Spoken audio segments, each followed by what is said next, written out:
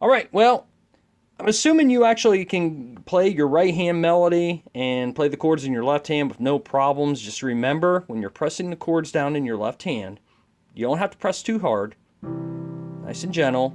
Just make sure all three fingers hit at once so you don't have or, okay? Just keep it very, very simple, very, very gentle. Now, we're going to put your hands together. The important thing you have to remember right now is just make sure that the right hand is a little louder than the left hand. You don't want to have the melody needs to be a little louder than the accompaniment. Your accompaniment right now is your left hand just playing the chords, okay? So we're just going to keep it very, very simple. You're going to start out with the C chord. How do you know that's going to be the C chord? Because you notice your starting notes right here are just E, D, and C. Two of them are the notes of a C chord, C, E, G. And you're playing a C and an E right here.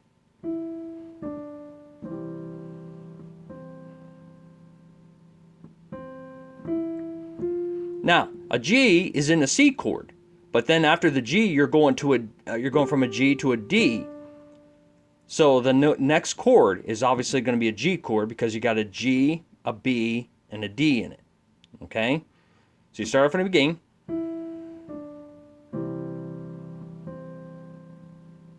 Go to a G chord.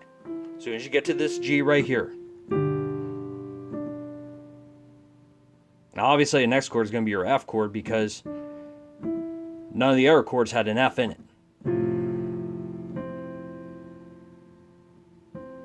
Back to your C chord, because you went from a C to an E here. As soon as you get to the D, G chord, because no other chord has a D in it. Here's your whole beginning part. Once again. C chord. G chord. F chord. C chord. And G chord. Next part of the song starts out just like the beginning part.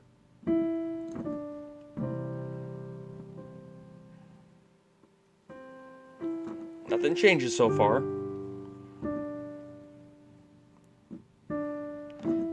F, and then play the F again.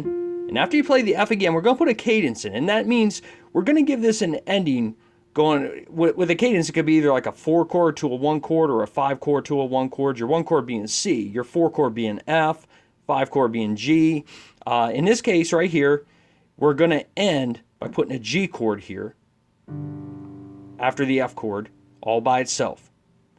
And then it sounds like this.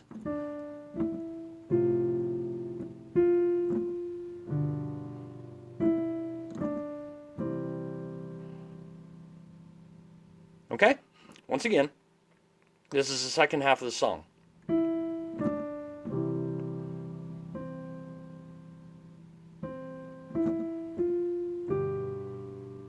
G chord,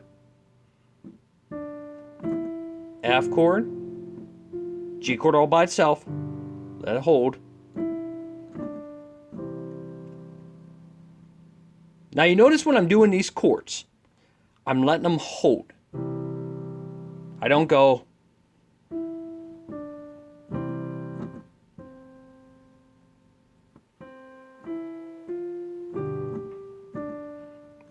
I let them hold.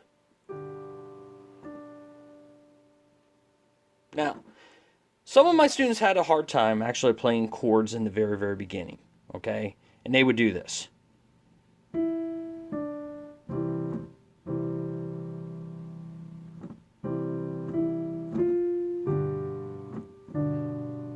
If that helps you with being able to keep your hands together on the chords, your fingers down, and playing the chords with all three fingers hitting at one time, okay, you can do that, okay? Because I know a lot of it's coordination, okay? So if that helps in the beginning, you can go ahead and do that too, okay? Play the chord a few more times on each note that you're playing in the melody here, okay? So once again, I'm going to take it from the very, very beginning.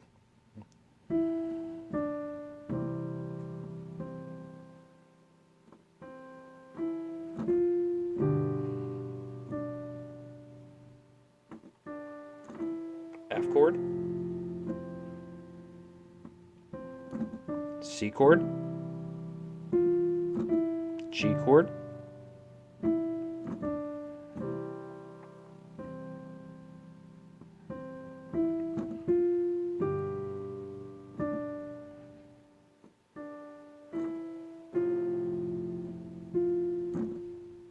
go ritardando there, become gradually slower.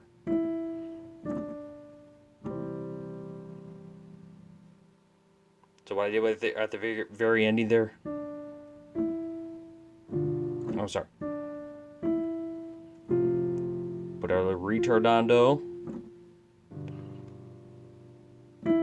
making each note gradually become slower. Okay?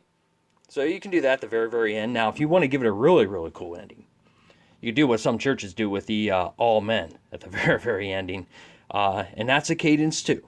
Okay? It's usually the 4 chord going to the 1 chord. So you get this kind of effect.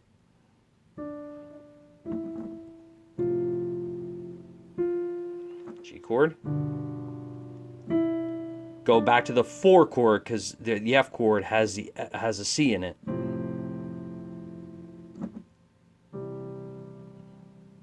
Once again.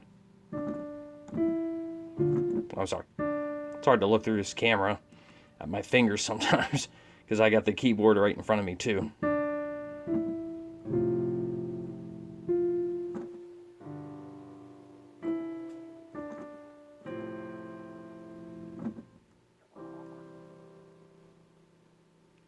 And that's it. So, one more time, all the way from the beginning. I'll even put that little amen there at the very, very end too. But just to make sure you have the chords down. And I'm just going to say the chords as I play it.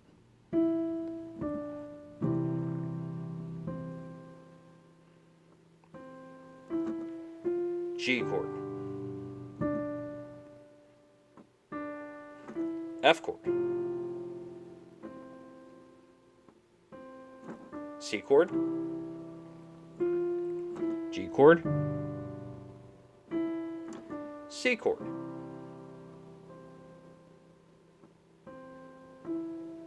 G chord. F chord with a low ritardando becoming gradually slower.